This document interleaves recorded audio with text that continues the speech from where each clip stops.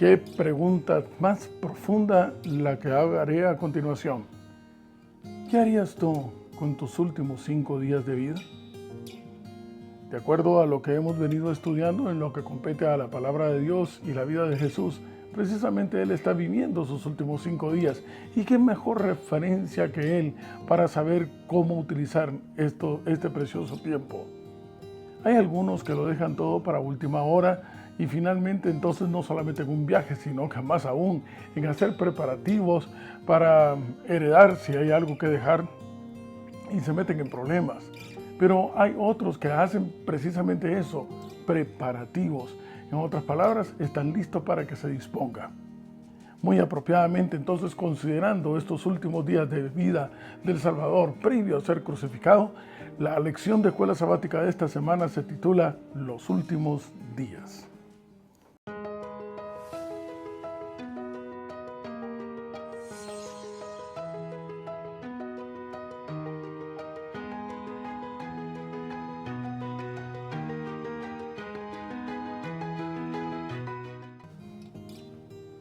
Y me encuentro como versículo de referencia y base en el último libro de la Biblia, en Apocalipsis, en el capítulo 6 y el verso 17.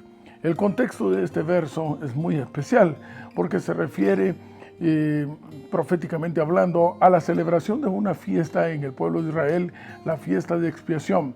La gran pregunta en aquella oportunidad era ¿quién podría estar en pie?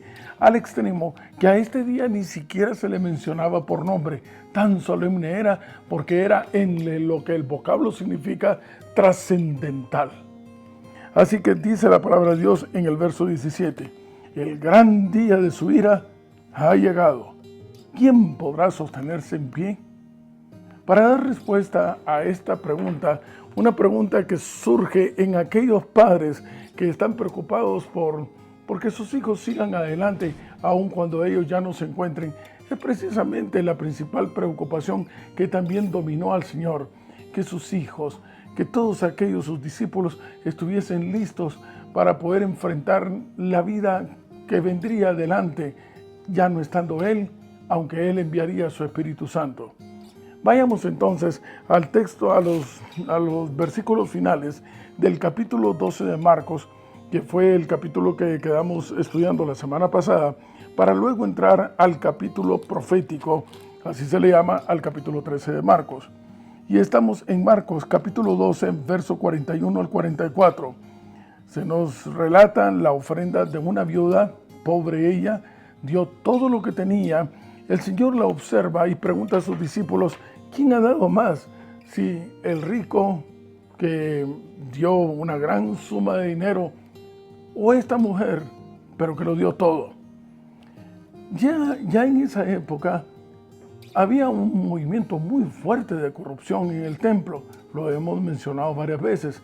Así que bien podría quizás la viuda decir, no voy a dar esta ofrenda porque muy probablemente los sacerdotes se la van a robar, no la van a utilizar de una manera correcta. Pero ella hace precisamente lo contrario a lo que hace el movimiento farisaico. Recordarán ustedes que la característica del movimiento farisaico es mantener siempre su vista en ellos mismos o en los demás, pero no en Jesús.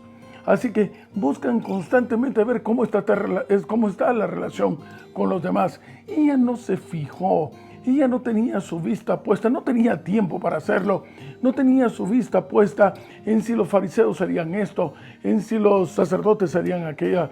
No, ella tenía su vista puesta en el Señor, en la necesidad de un Salvador, de un Espíritu que le llenara el corazón. Y desde ese punto de vista comprendió, Él lo dejó todo, yo lo daré todo. Él entonces a cambio me dará todo también a mí, porque Él ha venido y ha prometido darse por todo. Es en términos absolutos, porque el Señor maneja términos absolutos. En otras palabras, la relación de la viuda es íntimamente con el Señor, su relación personal con Dios. Si aquellos disponen de esto, ellos creerán que la están haciendo muy hábilmente, pero su relación personal con el Señor es inviolable, es algo muy íntimo. Quizás por esta razón, la palabra de Dios hace referencia únicamente en una forma objetiva, que aquellos que pretendiendo tener una relación con Dios, no contribuyen para que otros también escuchen el mensaje, la obra y apoyen la obra del evangelismo, pues de alguna manera le están robando al Señor, porque están quitando los recursos en donde ellos han sido llamados a ser instrumentos de salvación, ángeles de esperanza. Pero no es tampoco esto una justificación para que los administradores, quienes sean, en algún momento, o los asesores espirituales, o cualquier otra persona, pueda acercarse a ti y hacerte este señalamiento. Apreciados amigos y hermanos, con todo el amor en Jesús, quiero decirte que tu diezmo, tu ofrenda, todo aquello que contribuya y salga de tu corazón para apoyar el avance de la obra, es una relación muy íntima y muy personal con el Señor. Y en esa relación, que es solamente de dos, no de cuatro, no de seis, no de muchos, es solamente de dos, de ti y de Él, nadie tiene derecho a involucrarse. Es algo muy personal y es algo que te nace del corazón, no porque te obliguen, no porque te acusen de que si eres un ladrón, etc. Así que en aquel tiempo también había corrupción. Es una relación personal con Dios. Y saben ustedes de que esta situación, este ejemplo de la viuda, me trae a colación exactamente la misma experiencia de Bartimeo, en donde él lo deja todo por seguir al Señor. Todo su patrimonio era la capa, ¿recuerdan ustedes? Lo deja todo para llegar a aquel que también lo dejó todo por él. Es que, apreciados amigos y hermanos, en el Espíritu del Señor tenemos un vínculo de unión, un factor común, un común denominador que nos une, y ese es Jesús. Así que vayamos ahora al capítulo profético que inicia en el capítulo 13 y estamos en el verso 1. Y dice la palabra de Dios: saliendo Jesús del templo, le dijo a uno de sus discípulos, Maestro, mira qué piedras y qué edificios. Analicemos un instante acá el vocablo templo. El vocablo templo, de la etimología de los auguras, viene de la raíz de una palabra que significa cortar. Estos, en sus creencias paganas, ellos consideraban que en el aire ellos hacían un cuadro, cortaban un espacio aéreo en el cual pasaban las aves, y este espacio era considerado sagrado. Posteriormente lo llevaron también a un espacio de la tierra y marcaban un cuadrado para hacer sus ritos, y esto era considerado también sagrado. Sin embargo, en el caso de nuestra relación con Dios es un poco diferente. En primer lugar, no recibe el nombre de templo, sino que recibe el nombre de santuario. Y para eso, vayamos entonces a Éxodo en el capítulo 25 y el verso 8. Es interesante que el santuario surge como una solicitud de Dios hacia su pueblo. Éxodo capítulo 25 y verso 8. Y hablando el Señor, el Todopoderoso, con Moisés, y le dice en el verso 8, harán un santuario para mí y habitaré en medio de ellos. El vocablo santuario es un vocablo compuesto de santo, apartado, sagrado, que de acuerdo a Apocalipsis capítulo 15 y verso 4, solamente tú, oh Dios, eres santo. Eso quiere decir que el único lugar, la única forma en que un espacio o un organismo, el corazón, sentimientos, emociones, como tú quieras llamarle, cualquier espacio pueda llegar a ser santo, es porque la presencia de Dios está allí. Y la palabra ario, que significa lugar, entonces el vocablo significaría, este es un lugar específicamente para que esté aquel que es santo, para realizarse una actividad que es sagrada. Y esta solo puede ser íntima con Dios, porque Él es el único que es santo. De ahí entonces que también se le llama la casa de Dios.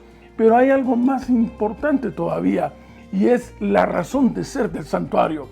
Y la palabra de Dios dice que desde el punto de vista del Señor, su razón de ser es que Él quiere habitar allí, en medio de nosotros.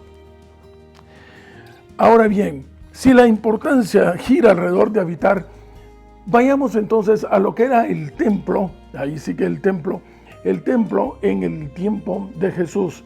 Este templo era una reconstrucción del segundo templo que había sido destruido y fue reconstruido por Herodes. Era la reconstrucción del templo de Zorobabel. Apenas tenía 16 años de haber sido reconstruido este templo.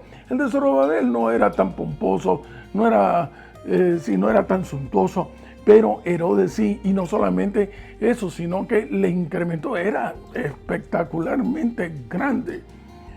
Tenía varios patios previo a el área del altar y del sacrificio, en donde unos llegaban solo las mujeres, otros eran solamente para los gentiles, y finalmente el más cercano que era para los hombres. Pero era un lugar bastante amplio, bastante grande, y desde ahí se divisaba mucho de la ciudad, porque estaba sobre un monte también. Herodes pretendía de que el templo utilizara casi toda el área del monte. Pero se cambió la razón de ser del templo, del santuario, perdón. Porque a la luz de Segunda de Crónicas, en el capítulo 7, en el momento en que Salomón dedica el santuario, la solicitud que hace al creador del universo es que cada una de las peticiones tú las escuches desde los cielos, que si el pueblo se inclinara, si el extranjero llegara acá y hablara y pidiera y clamara a ti, tú escuches desde los cielos.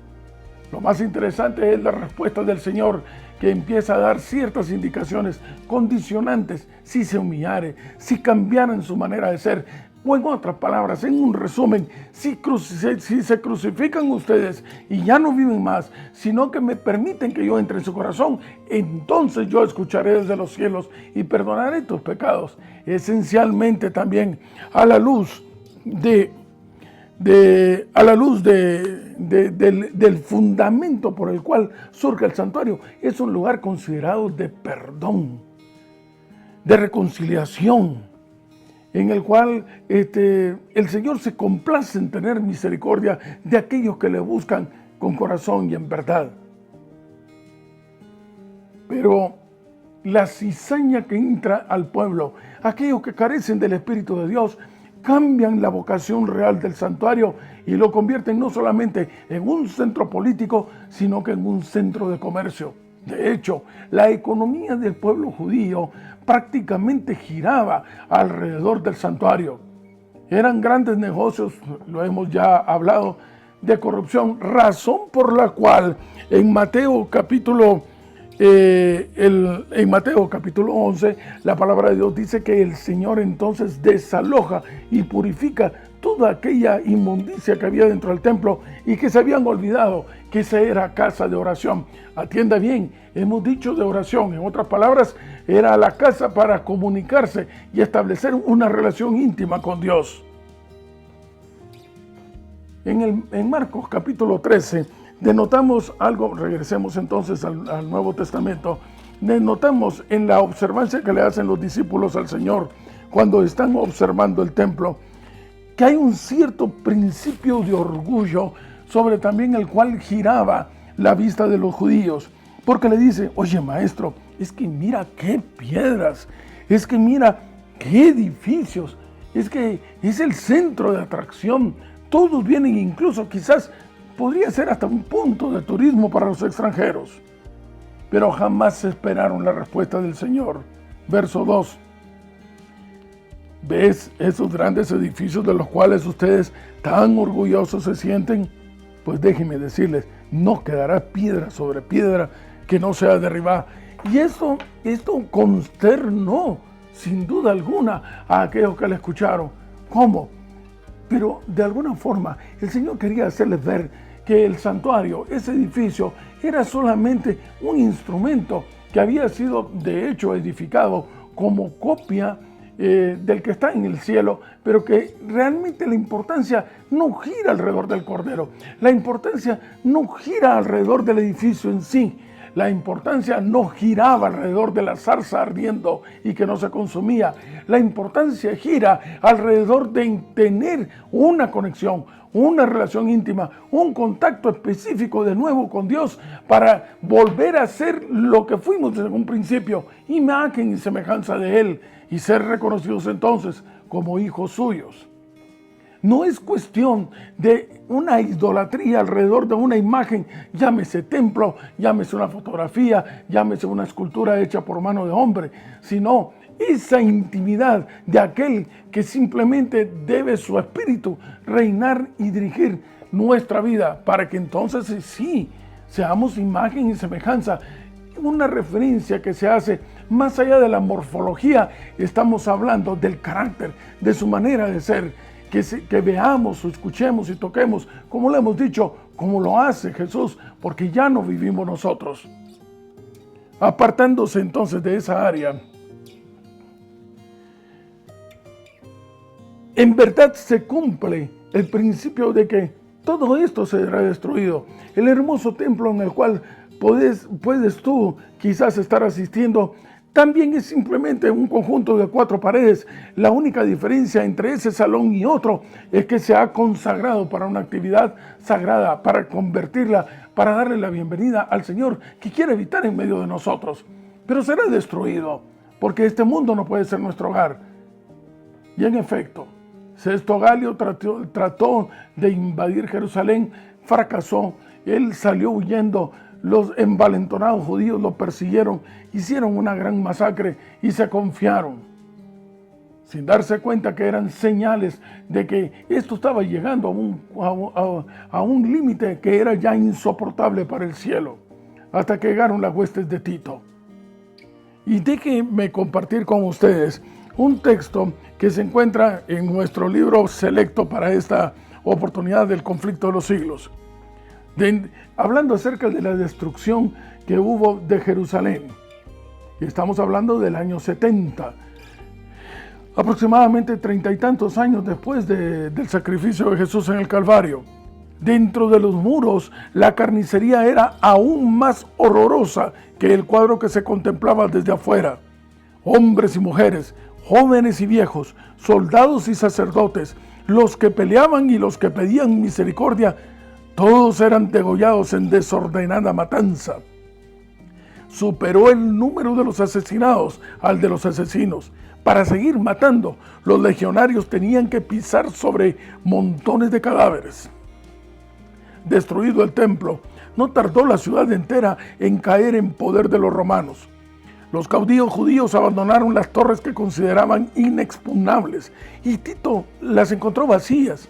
Las contempló asombrado y declaró que Dios mismo las había entregado en sus manos, pues ninguna máquina de guerra, por poderosa que fuera, hubiera logrado hacerle daño a tan formidables baluartes. La ciudad y el templo fueron arrasados hasta sus cimientos. El solar sobre el cual se irguiera el santuario fue arado como campo. En el sitio y en la mortandad que le siguió, perecieron más de 1 millón de judíos. Los que sobrevivieron fueron llevados cautivos, vendidos como esclavos, conducidos a Roma para enaltecer el triunfo del conquistador, arrojados a los fieras del circo o desterrados y esparcidos por toda la tierra. ¡Qué terrible!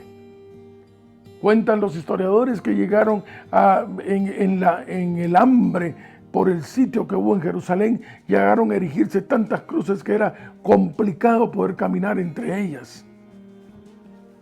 La profecía del Salvador referente al juicio que iba a caer sobre Jerusalén va a tener otro cumplimiento, y la terrible desolación del primero no fue más que un pálido reflejo de lo que será el segundo. ¡Qué terrible! Y los discípulos, por supuesto, consternados ante un hecho que ellos consideraban que era imposible que sucediera. Los muros, ¿saben ustedes que los muros del santuario, del templo de Herodes, tenían aproximadamente 9 pisos de altura? El espesor era también sumamente ancho, prácticamente inexpugnables. Pero cuenta la historia de que un soldado romano tiró una antorcha y esto hizo que se incendiara todo el templo y el oro del cual se revestían las paredes empezó a introducirse dentro de las piedras, y en el afán, a pesar de que Tito trató de preservar el edificio, fue imposible ante la avaricia de los soldados, que empezaron a destruir piedra por piedra para poder ganarse el oro que se estaba derritiendo. La pregunta entonces de los discípulos, por supuesto, es natural. Preocupados preguntan, ¿cuándo sucederán estas cosas? ¿Cuándo serán estas cosas? Estoy en Marcos, en el capítulo 13 y en el verso 4. Y tome nota, a partir del verso 5, Jesús respondiéndoles comenzó diciendo, mirad que nadie os engañe. Tome nota que la preocupación del Señor comienza a girar no en los acontecimientos externos, no en lo que tú te vas a fijar, porque tú puedes, como dicen aquellos, miras que el cielo está nublado, pero aún así no te proteges de la lluvia que caerá. No, de adentro hacia afuera. ¿Recuerdan ustedes esa lección? Esa es la razón por la cual el Señor les dice, en primer lugar, estoy más preocupado no por lo que sucederá, estoy preocupado por si ustedes están listos para lo que sucederá, por si ustedes están preparados. Veámoslo en el caso de los universitarios. No estoy preocupado porque el examen vendrá, porque estoy preocupado de si ustedes están preparados para poder recibir el examen y salir adelante y ganar. Así que la observancia del Señor es, mirad, pongan atención, escudriñen, ese es el vocablo, mirad, vayan a fondo, no se distraigan. Y vean entonces que nadie los engañe. ¿Saben ustedes que estas son exactamente las mismas frases que encuentras tú en Colosenses capítulo 2 y verso 8? Mirad que nadie os engañe con huecas sutilezas y filosofías según las tradiciones del hombre y no según el Señor. En el verso 7 al 8 encontramos en Marcos 13 algo que ya es prácticamente común. De hecho, los primeros terremotos, podríamos decir, de lo cual la palabra de Dios nos habla, uno de ellos muy importante, sucede cuando el Señor expira en la cruz del Calvario. Los terremotos se han ido incrementando conforme ha ido pasando el tiempo. Dice la palabra de Dios en el verso 7, oirán de guerras, rumores de guerras. No, que esto no los altere mucho. Son cosas que suceden porque cuando no es el Espíritu de Dios, el Espíritu de paz, el que gobierna a los seres humanos, sino que es el Espíritu del demonio, esto no puede estar bien.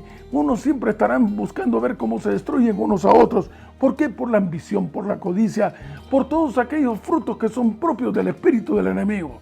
Así como tener el Espíritu Santo tiene su fruto, igual también tener el espíritu del enemigo tiene su fruto.